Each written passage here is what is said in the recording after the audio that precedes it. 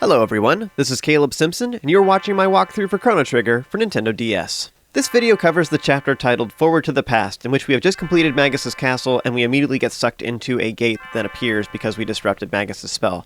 So what will happen next is we have a dream as Chrono from his perspective, and we see that he and Marle are apparently married, and they are living in his house back in True's village. Wonder where his mom is in all this. You ever notice that she doesn't have a room, let alone a bed? Like, where does she sleep? Is she just cooking all the time? But then again, I guess that isn't that unusual, considering most of the houses in the game don't have any beds at all. In fact, most of the elders' houses don't have any beds, or they have an upstairs bedroom and there's only a single bed there too. Maybe and there's like 10 people living in the house. Maybe they just take shifts or something. So Guardia Castle has the most number of beds. However, the sheer number of people that are supposedly going to sleep in them, I don't know if the guards sleep at there. I know they do, like, just in between combat and stuff like that, but other than that, I think that the actual, like, number of people to bed ratio is actually pretty bad at Guardia Castles. Maybe it's even worse than a lot of the other areas in the game. Now, if we consider the number of bedrooms and beds that are acquired for each person in the household, I would say that the people that are the most prosperous, the most wealthy family in the game is probably going to be Luca's family, actually, because Tabin and Laura sleep in the same bedroom, and then meanwhile, Luca's room is over on the left. But so there's a nice ratio of people to bed versus everywhere else in the game. Everywhere else, there's either 2 people or more sharing the same beds. Sometimes as many as like 10 people per bed, which is kind of crazy a number, really. This is all kind of assuming that the number of residences that we can enter is actually the only residences that are actually in existence in the game. However, there could be just that we're only able to enter specific houses and other ones are just not accessible. So we might not actually be seeing the total number of bedrooms and houses that are actually present in this game. So with that very important discussion out of the way, we're finally ready to continue on with this chapter. So, what we're actually doing here, we just completed Magus' castle, we went into a gate, we appeared back in 65 million BC, and Ayla then found us injured and she nursed us back to health, so now we are back in the chief's hut here in Ioka Village. So, next what happens is then she leaves to go fight off some Reptites. Apparently Reptites are coming and they're gonna be like attacking the village. They think this is the last showdown between humanity and the Reptites. So in order to continue, all you have to do is just go speak with Ayla in Laruba Village, which is to the top left. It's kind of off in the forest. And then just continue on to the north towards the Dactyl Nest. And then that will actually be the end of this chapter. That's all you have to do. Now, however, at this point in the game, there's actually a bunch of optional stuff you can do. You can get a bunch of goodies, but there's also some optional cinematics and stuff you can watch too that are pretty sweet. So, that is what I'm going to be doing for this particular video. If you would like to continue on with the main quest, just skip towards halfway through this video, and you will see once we come back to 65 million BC. Otherwise, if you'd like to get a bunch of goodies with me, then return back through Mystic Mountain and go over to the far left and enter the gate there to return to the end of time. So at this point, I returned to the end of time, and I did go to the Arena of Ages real quick, and luckily, I actually did unlock Tier 5. Now, I'm not going to talk too much about the Arena of Ages so much right now. I kind of wanted to skim through this. I did go into great detail in previous videos explaining how I leveled up my monster and all this stuff, and I'm not going to talk about that right now. Suffice to say, my monster is really, really strong right now, and I'm going to just be talking about the items I won here in Tier 5. Now, what is the requirements to unlock later tiers? So one thing I know for sure, the internet is fairly conflicted in their opinions about this. People have quite varying opinions on what the requirements are. So I'm just that as a disclaimer. So the one thing I know for sure is I know that your character level matters. So Chrono in particular, whoever's in your first slot, whoever your party leader is, their level determines which tiers are unlocked here in the Arena of Ages. And I know that for sure, and I have some later recordings to prove that, but I'll talk more about that later in the walkthrough. But so what do you need to unlock Tier 5? You need to have Chrono's level high enough. The next thing you need is you need to have your, supposedly online, people say that the other requirements are that you need your monster has to have defeated the bosses in each tier. So I think there's 2 bosses for each tier. So just make sure you've killed both of them in each tier. I would actually select those tiers once you get to the boss battle. So make sure if you're fighting the Tier 3 boss, don't only fight them in Tier 1, but rather actually pay for Tier 3 and kill them just to make absolutely sure. I'm not 100% sure if that matters or not, but just to be on the safe side and make sure you're progressing in the tiers. So I would do that. Then the third thing to know is that online people say that you have to have your monster evolved. It needs to be upgraded. You have to have the class change, as they call it in this game. It's a Pokemon evolution. You all know what I'm talking about. So get your Pokemon to evolve, and the best way to do this is to send them off for training to wherever you want, but give them a Feral Wrath. So equip them with that, send them off for training, and there's a high chance they'll come back and evolve. So just do that a couple times. Currently, my monster is on its 2nd evolution. So in other words, it went from tier 1 to tier 3 or whatever. I don't know how many evolutions there are. I've seen 4 so far in my monster. I'm not all the way done with the game, but I've already completed all of tier 6, which is the final tier, in my recordings, so I don't feel the need to upgrade my monster anymore. So I'm not entirely sure how many evolutions there are total. I've seen a total of 4, and I've already gotten all of the prizes in the Arena of Ages, so I don't think it matters.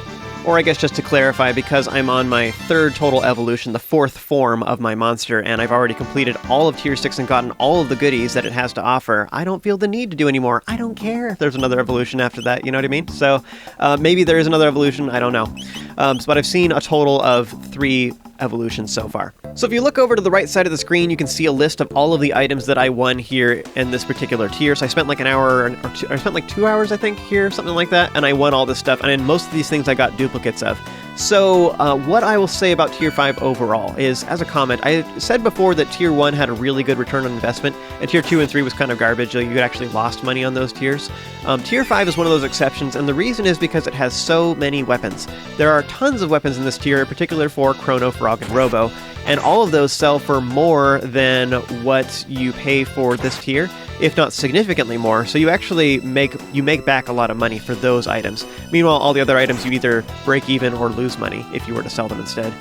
So, that all being said, tier 5 is actually, I wouldn't say it's a good way of making money per se, but you don't lose money either, so that's a nice thing to know. So as far as items you get here, there's a bunch of ethers and stuff here as well. You can get some really good ethers here, and those actually sell for quite a bit too if you want to sell them, but otherwise those are really nice to hang on to. As far as accessories, the Golden Stud I think is one of my favorite items. It's super good. You can do some really, really powerful techs. It makes them just a little bit more viable. Although generally speaking, as long as you have the capacity for it for a particular fight, it doesn't really matter. It's kind of like you're looking at either using Golden Studs or using ethers. And I think in particular at the end of the game, Golden Studs are one of the best items in the game. But as far as other items, the armor in this tier is really good. There's a bunch of really good status protection items in this tier, especially some of the caps and stuff. You can get the Clarity, Memory, Time, and Guardian helmets, and those are all really amazing. So they prevent against different status effects. The Guardian one is actually a really rare one that will reduce physical damage taken by 1/3. It reduces 33% of all incoming physical damage, which if you're fighting a physical damage boss is actually really crazy, especially on some of the girls like Luca and Marle. You can put that on them, and that helps them out a lot because their physical resistance is very low, so that's a really great item to put on them in particular. You can also win the red, blue, white, and black plate, which what this means is that when you receive elemental damage, it will heal you instead, which is really overpowered in certain situations. So if you're fighting enemies that are specifically magical in nature, where they have mostly magic attacks, you can use that, and it's really, really good. But just something to know, like Spekkio, it's nice for him, but it's more nice against some of the other bosses. Like there are some bosses where like 80% of their attacks are a particular element, where they basically only attack with shadow, or they only attack with fire, or whatever. So if you equip all of your characters with red plate, that means you literally don't have to bring a healer. You can just be on full offense the entire time, and you're fine because the boss actually heals you instead. It's really, really dumb. Now, normally in the game you have 1 or 2 plates, and that's like about it. So you can survive and it's okay. But you can't really abuse this too much. But with the Arena of Ages, you totally can, and it's just really, really strong. So, that all being said, the red, blue, white, and black plate is amazing. If you hang out here long enough, you can get enough to equip your entire party. Now, in my particular case, I did get, I think 1 or 2 of each color, I believe, off the top of my head, and then I ended up winning more just for playing the game regularly, so I eventually did have enough to fill up my whole party, but I only got a couple here right now. As far as weapons, a couple interesting notables. The Swallow is one of the super rare items in the game, and it's a very powerful item, super overpowered for Chrono right now, and one of the things about it is it does have a lot of speed, so if you have more than enough damage for a particular fight, you can actually equip the Swallow even after we've outleveled it, because it increases its speed so much, so that will allow you to max out your speed and be kind of awesome for particular fights. So just hang on to the Swallow would be my recommendation rather than selling it eventually. So I think that's worth keeping. Another one I think is worth keeping is the Rune Blade. What that does is it gives +4 to magic stat for Frog, and that will increase his healing. So if you are using Frog as a healer and not really attacking with him very often, then I'd recommend you unequip whatever sword he's wearing. Even if he has the Masamune at the end of the game or whatever, you can still put on the Rune Blade temporarily, assuming that his magic stat isn't capped anyways, and that will increase his healing temporarily. So if you put on like the Rune Blade and like one of those magic rings, you will greatly increase the healing that Frog can dish out. Remember that Frog has pretty good mana efficiency, so I don't think that like the Golden Stud as far as from a healing perspective, really matters that much for Frog specifically. So you're better off giving him magic rings and like the rune blade and just putting those on him temporarily for that fight. So those are just a couple notables as far as other items that we got here and stuff, and when I think it's practical to use them. Alright, so that all being said, if you think tier 5 is worth it, you can totally work your way up to it, and you should be able to do that at this point. Now remember that Chrono is currently level 27, so the party leader's level matters, so that's one thing about that. You need to have your monster evolved enough, and you need to kill all the bosses in each tier in order to upgrade it. So that's how you unlock tier 5. So if you want to do tier 5 at this point in the game, you probably are able to do that. Right now what I'm doing on screen is I'm just selling all of my older weapons and getting rid of all my duplicates real quick so you can see how much money I'm making from all this. So I did use a bunch of money here, but I think I overall came out ahead actually, which is crazy. Now some of these armor pieces too, by the way, some of these helms are like significantly more armor than the ones I'm currently wearing. I decided for this walkthrough that I didn't want to just like wear all of the super overpowered things at this point. The numbers just seemed really, really high, and made me a little bit nervous. But since then, I've kind of realized too, like looking at the weapons especially, the item list, all of the numbers go up exponentially. So it is going up that much. That is kind of the next tier, and that is what we're going to be getting in the next several chapters. So it makes sense, but I was just making me nervous at the time, because I wanted to make sure that what you guys are watching me do is relative to what you are currently experiencing in your own playthrough. So I didn't want to like break my game and give you guys unrealistic expectations. Also, I wanted to make sure that while I am showing like some cheap strategies for defeating the bosses, no problem, I didn't want to like make it a requirement or anything, like you have to go out of your way to get these super obscure items, you know?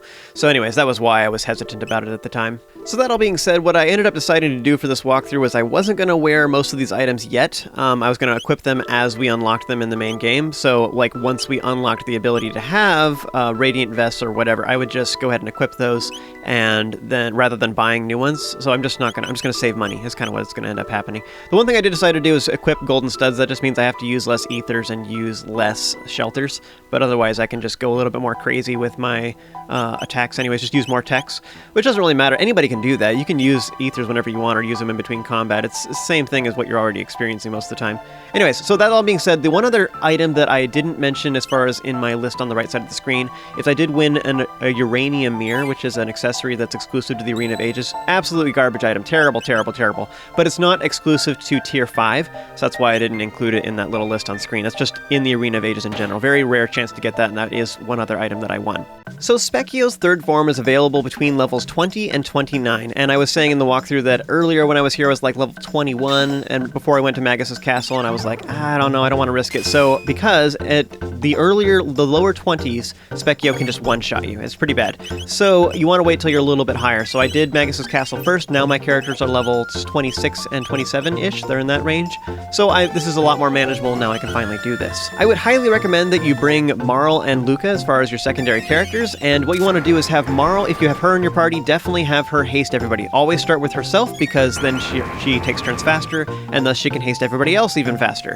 And then this will allow you to have a nice healer for this. Now in the meantime though, you just want to keep everybody up by having Chrono and your secondary character using mid potions to heal everybody. Mid potions will heal for 200. That should be more than enough to keep you alive for now. And then once you have everybody hasted, you can finally have Marle switch to healing. Now as far as which healing to use, she can use Aura. Aura does okay. My Aura is actually amazing because I gave her a whole bunch of magic tabs, and that greatly increases the amount of healing that it does.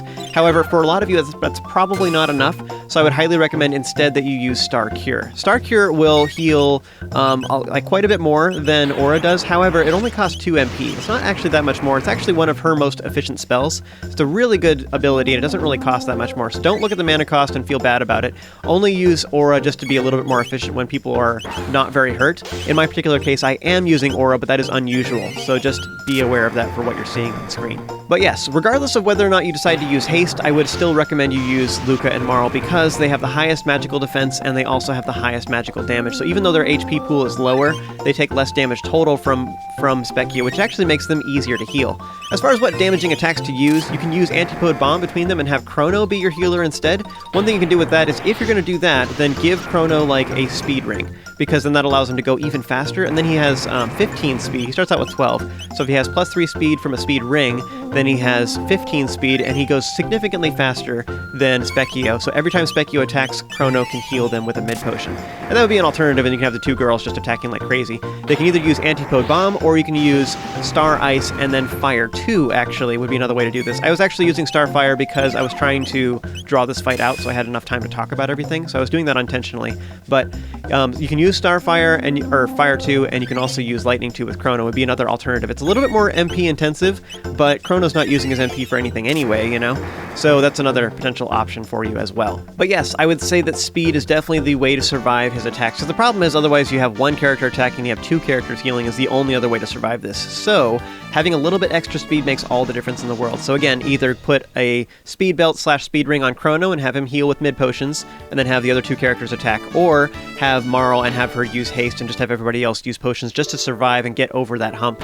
But once you've done that, then that boss is a piece of cake, and all you have to do is just make sure everybody stays alive. But again, the only other thing to know about him is that if you fight him in the lower 20s, you'll probably die because he can one-shot you. If you attack him in the upper 20s, you can take him pretty easily. So once he's defeated, you'll get a magic tab and a bunch of ethers, so that's great. And moving on, so at this point we can continue on with the main story, but otherwise there's a whole bunch of optional things that we can do now that, because we defeated Magus in 600 AD, we've changed several things in history. So the first thing you can do is if you go to 1000 AD and you go to Medina Village, you'll see that all the fiends here actually don't talk about Magus at all. Instead, they all talk about Ozzy instead. And in fact, the statue in the middle of the town square has now changed to a statue of Ozzy, and all the fiends talk about that. You don't have to go there, there's no reason to do it per se, it's just kind of interesting to know.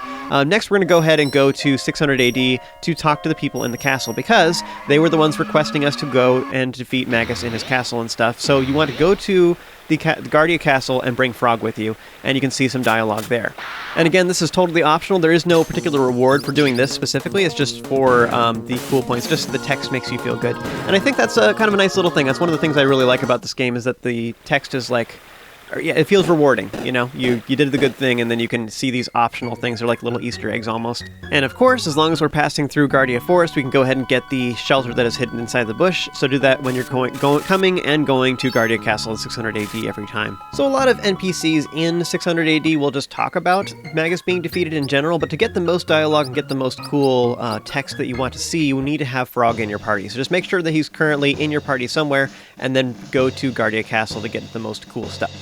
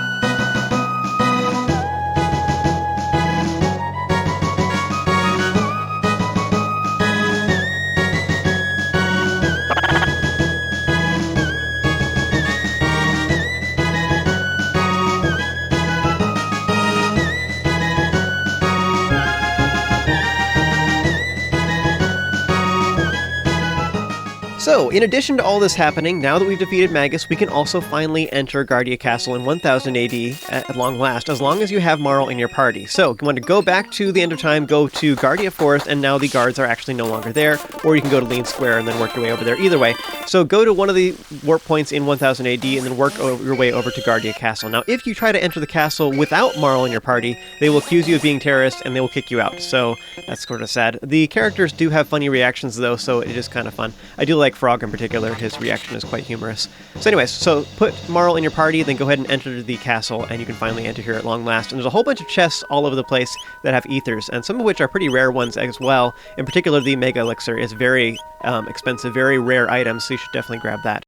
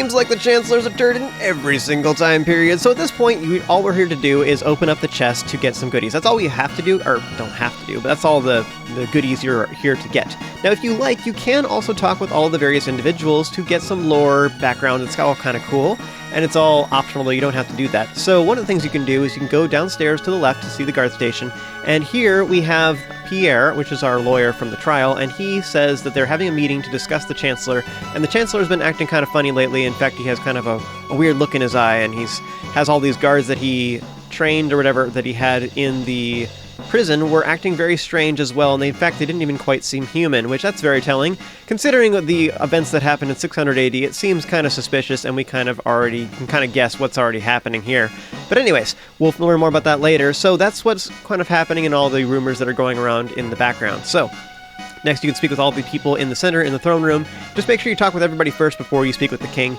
Something to know about this is all optional. However, this is only available for a set period of time in the game. There's kind of this window of opportunity between now and several chapters from now. We will not have access to all of this conversation. So all this dialogue with all these characters, you will not be able to see any of this if you stall too long. So just so you know, this is optional. You don't have to do any of this, but you will not have this available if you come back too late in the game. So, this is optional, but this is the point when it becomes available if you would want to do this. So, speak with everybody. You want to end by talking with the king.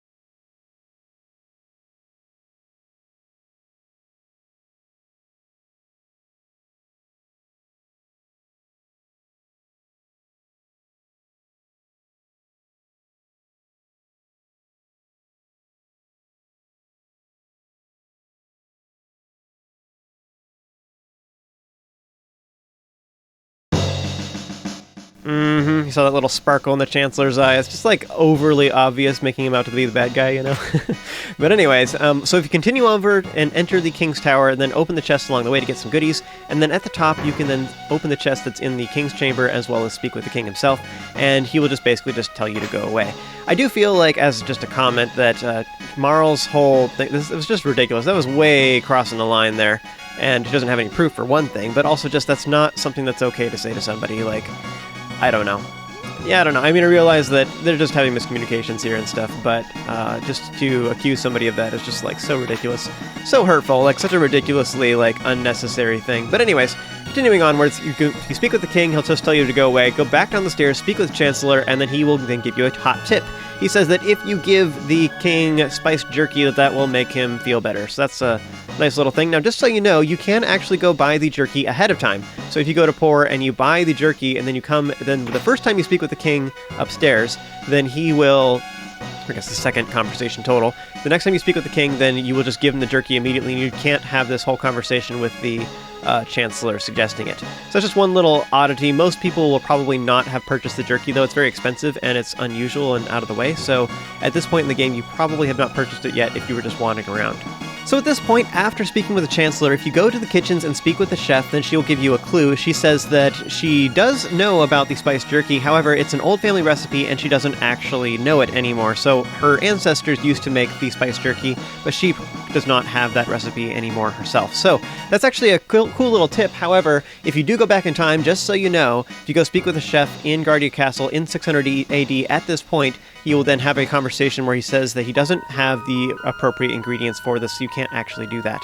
So that's sad, but that is cool that they included that little detail. This might even be the same jerky, or at least a non-spiced version of it, that we brought to the soldiers on Xenon Bridge. But anyways, so we need to find the spiced jerky. The chef in 1000 AD told us that it is popular in Poor these days, so if you want to go to Poor Village to the far south, you can then enter the snail shop and purchase it for 9,900 gold, which is very expensive, and you can only have one spiced jerky in your inventory at a time. It is used in multiple side quests, and one of them is this one here in 1000 AD. So once you've purchased the spiced jerky in Poor Village to the far south, then you return to Guardia Castle with Marle in your party and speak with the king.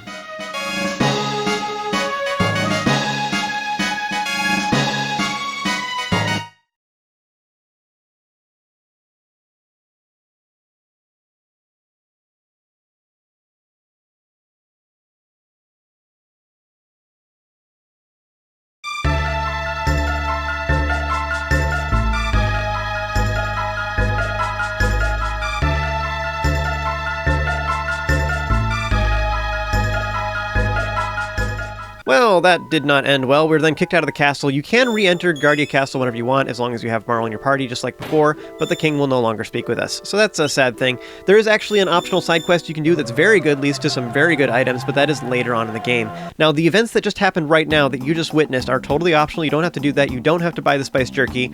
So as long as you've witnessed it here, that's all that really matters. But you can go ahead and save your money if you are watching this right now. You don't have to actually go out of your way to go do all that. I did show, I believe, all of the optional dialogue. I don't think I missed anything. But like I said before, those interactions are only available for this window of time for the next several chapters, so this is the soonest point it's available, so that's why I did it right now. So if you come back here too much later in the game, you actually will not be able to witness all that stuff, so that's one of the reasons why I was doing it right now. The other main reason was just so we can get all the goodies in the chests, and one of those chests was locked, by the way, but just keep that in mind. We will be returning to that chest later on in the game. So next I returned to the Arena of Ages, and my monster had evolved in the meantime, which is awesome. Seriously, just train them with feral wraths. As long as you have enough money anyways, it's super easy to do that. You can get your monster to evolve a couple different times, and it's really powerful. Every time they do, they get like 2,000 life and a whole bunch of other stats. It's really good. But anyway, it's like one of the biggest boosts you can give for your monster, but I think the main reason for wanting them evolved really is so you can unlock new tiers. So here I was all hopeful. I killed the bosses a couple times just to make sure I unlocked it in case I hadn't done that yet. I thought I'd killed them, but just to make absolutely sure, I was hopeful that maybe I would unlock it right now, but I did not.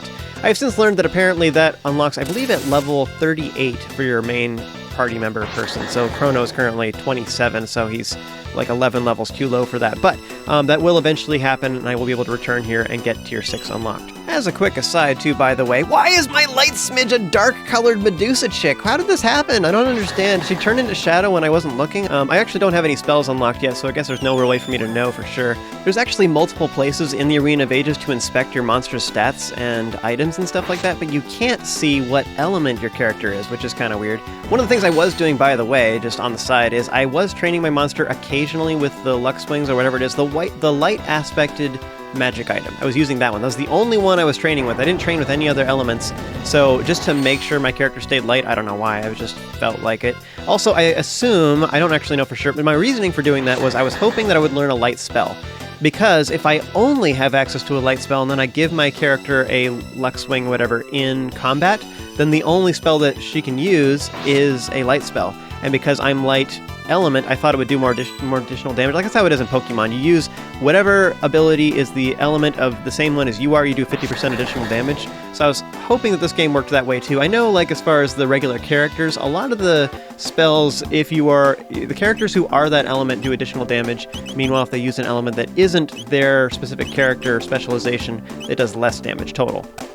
So I figured it worked the same way for the monsters too, but I don't actually know that for sure. So I thought myself very clever, but then I never actually learned any spells. But anyways, point being, the only elements I've been using on my monster has been light over and over and over again, and it looks like she turned to dark, I think? I'm not sure, even though I still don't have access to any spells. Either that or the graphics are totally irrelevant. Anyways, point being, I went to the Arena of Ages, I fought here for a little while, didn't get anything cool. I didn't unlock tier 6 because I didn't realize my characters weren't high enough level is the reasoning for that. It's now that I know more about how it works. But anyways, I'm still caught up, everything's great. So, done messing around there, we're finally ready to continue on with the main story. So, when you're done messing around, go ahead and heal up and save, and then return to Mystic Mountain at 65 million BC, and finally we're ready to continue onwards. Now, something worth noting at this point in the game is the fact that if you go into the trading hut and you trade all of your items, your horns and all that kind of stuff, your feathers for items, at this point they've actually upgraded. The armors are still the same, so it's still stone helms and ruby vests, but all of the weapons have upgraded, so instead of mammoth tusks / flint edge, stone arms, ruby gun, and shaman's bow / sage bow, now you can get primeval blades / aeon blades, magma hand, dreamstone gun, and dreamstone bow. So you can get the higher quality weapons. Now I actually do already have those because you can go ahead and charm those off of enemies instead using Ayla's charm ability. So I actually do already have this tier of weapon, and that's what I currently have equipped. But if you don't have those yet and you don't want to charm for them, just because you're feeling lazy or whatever, then you can go ahead and buy them right now. And also, just as another comment along those same lines, is if you did not trade in all of your items yet, that is a potential option if you want to make a bunch of money. It actually would have been more beneficial for me before. I traded in all of my items before, and I sold a whole bunch of weapons, and I made a whole bunch of money. It actually is more economical and way more to your benefit if you stall until now to sell, instead of buying a bunch of mammoth tusks and stone arms, instead you sell a whole bunch of primeval blades and magma hands. You make significantly more money. I think you make like 40 or 45% more gold is about what it ends up equaling out to. Something like that. I don't have the math in front of me right now, but it's good. So that's one potential option. There is actually more stuff we can trade for later, but just so you know, the trading hut will steadily upgrade the tier of items that it has available for you. Now, if you speak with the Ioka in the village, they will say that there's some weird things happening in the lava fields to the east. They also say that there's a fire in Laruba village to the north, and that's where Ayla went. So if you follow her over there, you'll then see her talking with the village elder, and he's granting her permission to ride the Dactyls to go over to Tyrano Lair for a final showdown between humans and Reptites, and she's the only one willing to go. So we're obviously going to go with her. Now, at this point, too, just so you know, if you decide to fight the final boss, this is more likely that this will happen in New Game Plus, because you'll finally be strong enough to do that. But if you did kill the final boss at this point, you will then get the Reptite ending, in which everybody wakes up as a Reptite instead of humans. This is sort of an assumption that Ayla does not actually successfully defeat the enemies in Tyrano Lair by herself, because we didn't actually end up helping her. It is kind of weird, because by that logic, wouldn't we already be Reptites at this point, because we're from the future? Whatever, doesn't make sense. But regardless, that is the fancy ending you could have gotten if you complete the game right now. So according to the villagers, apparently what happened is because we attacked the Reptite lair, now they counterattacked by burning down Laruba village, which is awful, and so now we're off to go to their last hideout, which is Tyrano Lair. So we're going to go put an end to them once and for all. This is the final showdown between humans and Reptites. So we're on our way to the Dactyl Nest, which is where Ayla went to get a ride so she can get across the lava field so she can reach Tyrano Lair. So that's what we're doing right now. Now, as far as who to bring for this next section, first of all, I would recommend that you use various combinations of characters so you can unlock the various dual techs and triple techs that you have access to. So I'd recommend you use like Marle and Robo, and Frog and Robo, and Frog and Luca, whatever, to switch everybody back and forth. So for this area, the team composition I'd recommend is one of the girls, so either Marle or Luca, and then one of the physical dudes, so either Robo or Frog in the final slot. So that's what I'd recommend, just kind of switch back and forth like that. This gives you access to Fire Sword / Ice Sword, which is really nice for the cave apes in particular. In particular, also these avian Rexes, I would recommend Luca because she can use Fire Whirl. It's super good for these guys. If you don't kill them and you hit them with a physical tech and you don't do enough damage, then they will counterattack, and that can be kind of awful. So ideally you want to hit them pretty hard. Fire Whirl is the easiest way to do that. By the way, there is a chest on this upper platform that I did not open, I forgot, and that contains a mid-ether, so you should totally grab that. But yes, one of the physical damage dealers in your party is very nice, especially for dealing with the schists, which is the like rock enemies that are around here. You can avoid most of these fights by just walking right past them. Be sure to open all the chests in passing. But these schists can be kind of annoying. If you don't hit them and kill them in one shot, then they can counterattack and just keep hitting your whole party, and it actually hurts pretty bad. In most of the fights, they are actually asleep until they get smacked with one of the cave apes, but yes, Fire Sword / Ice Sword is the easiest way to take care of these guys in one hit, so that's why I'd recommend you have one of the girls in your party. And then meanwhile, for the schists, if you can use either Robo with like Robo Tackle to take care of the schists in one attack, or use Aerial Strike / Leap Strike, or Leap Slash, bleh. / Leap Slash, bleh. The words are like tangling all over me here. But anyways, I don't currently have enough TP for Frog. Now, if I was smart, something I could have done at this point to get that ability unlocked, I actually only need like 90 more TP for him. And it's not that much more to learn Leap Slash / Aerial Strike. So if I wanted to learn that real quick, probably the easiest way to do that would be to go to the hunting range and then fight some news for a little bit, because they give you 30 TP apiece, and I'm going to use those extra parts for getting items anyway, so it wouldn't really matter that much. So I should have done that, and that would have been really nice.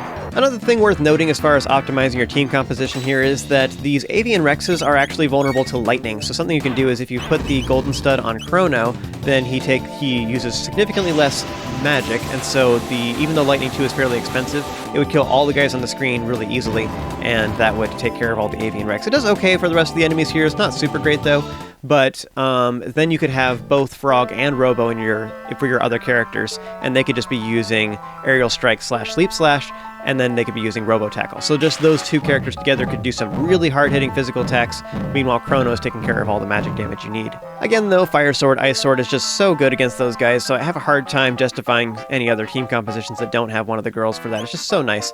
Now for the next area up ahead, there is actually a couple different conversation options depending on which characters you have in your party, so I'll try and show a couple of the ones that I like. The one I think is actually the most interesting is actually Frog's commentary. I like the most. It also makes me kind of happy because there was this interaction earlier where Ayla was insinuating she wanted to eat him because he's a frog. Maybe Chrono brought him as a treat for her kind of thing, but instead, like now that Frog's like, no, we're gonna help you kind of thing, and she's like, oh, fine, you know, or I don't know. It just, this is a nice, pleasant interaction. Like, it's a way of them connecting as characters, and I think that's kind of cool. So it makes me happy having Frog here. It's kind of a sentimental reason, I guess. I don't plan to show all of the character interactions throughout the game, but there's a couple different times where I feel like the dialogue is different enough that I do want to show it. So something else to know too is the characters that speak is kind of determined by who you have in your party. Different characters actually have priority. Typically it goes something like Marle/Luca. In this particular example, it's Luca and then Marle, and then the lowest priority after that is Frog, and then finally Robo. Robo typically has the lowest priority of all the characters, except for the final secret hidden character that we will unlock later on. He actually has the lowest priority of all, and so he has very little dialogue options because if you have other characters, they tend to take the spotlight all the time. I find it interesting that they prioritize Luca in this particular case because, I don't know, she's the sciencey one. I just would have thought that Marle would be the more, like, the person who would talk with Ayla, just because, like, Luca uses such big words kind of thing. Marle's just so friendly with everybody that I just feel like she'd be like, no, we're gonna help you kind of thing, and then she's so insistent all the time. She's very willful, so I feel like she and Ayla would get along a little bit better. It would be my opinion anyways. I just think it's interesting that as far as dialogue, that the game prioritizes Luca. So whatever combination of characters you decide you would like to use, then you will have the cinematic that takes place at this point in some versions of the game.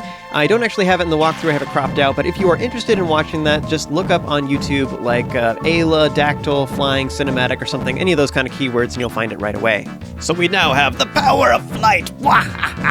In 65 million BC anyways, and our first objective with this is to go return to Ioka Village and drink the happy water to heal. You can always hop back on your Dactyls by just walking up to them and pressing A. So next we want to go over to the Tyrano Lair to the east, which is in the middle of the continent. That actually concludes this video. Thank you guys so much for watching. If you enjoyed this and found it helpful, be sure to hit that like button, subscribe, and hit that little bell notification so you are informed when I release more content just like this. As always, you guys have an amazing day, and I'll see you next time.